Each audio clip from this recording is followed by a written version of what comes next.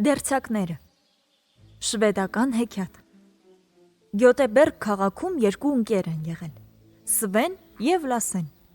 Նրանք երկուսն էլ եղել են դերձակներ, երկուսն էլ սապատավոր։ Միայն թե նրանցից մեկը ջանասեր և եռանդուն, իսկ մյուսը ծույլ և ճարպիկ սուտասան։ Սվեն առավոտից մինչև երեկո ասեղը ձեռքից վայր չէր գցում։ Առավոտից մինչև իրիկուն սապատավոր մեջքը կորացրել է, որ շատ վաստակի և մորն ու քրոջը կերակրի։ Իսկ Լասեն այնքան էլ իրեն չի նեղում։ Պատահում է, որ օրերով ձեռքը ասեղ չի վերցնում, ու վաստակածն էլ պանդոկում վատնում է, իսկ հետո էլ հարբած թափառում։ Նա մայր ու եղբայր է ունենում, բայց նրանց մասին չի էլ հիշում, կարծես նրանք չեն էլ եղել։ Սրանք անապաստան թափառում են կարիքի ու զրկանքի մեջ,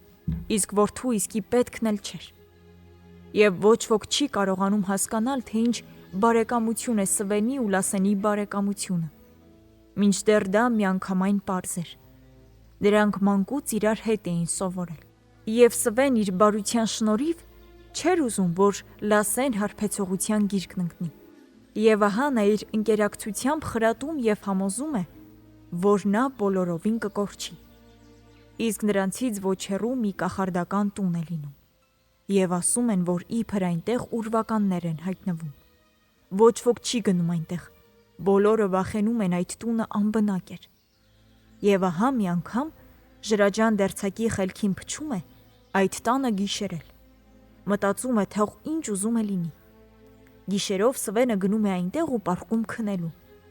Կեսգիշերին լսում է, որ ինչ-որ մեկը գալիս է։ Մոմը վառում ու տեսնում է մի սարսափելի կախարդ, կողքին էլ ծառան, իսկ ծառայի ձեռքին էլ դանակ։ Կախարդը մոտենում է Սվենին և ասում. «Դուրս եկ անկողնուց, նստիր աթոռին, իսկ ես քեզ պետք է սափրեմ»։ Դերձակը վախենում է, բայց ցույց չի տալիս։ Վեր է կենում անկողնուց, նստում է աթոռին ու սպասում։ Կախարդը սափրում է Սվենին, ու հետն էլ օճառ է քսում նաև նրա սապատին, և հետո 1-2 դանակով կտրում է նրա սապատը։ Սապատը պոկվում է, ասես չէր էլ եղել։ Դերձակը նայում է հայելու մեջ և ինքն իրեն չի ճանաչում։ Նրա առջև կանգնած է լինում գեղեցիկ վայելչակազմ մի պատանի, իսկ դեմքը կարծես ծանոթ էլ չէր։ Դե դա հենց ինքը Սվեն էր։ «Շնորհակալություն», ասում է Սվենը կախարդին։ Կախարդը պահում է նրա սապատը, իսկ Սվենը նորից պառկում է ու քնում մինչև առավոտ։ Առավոտյան նա գնում է տուն ու երջանկությունից ինքն իրեն չի հիշում։ Լասեն տեսնում է, որ ընկերոջ բախտը բերել է։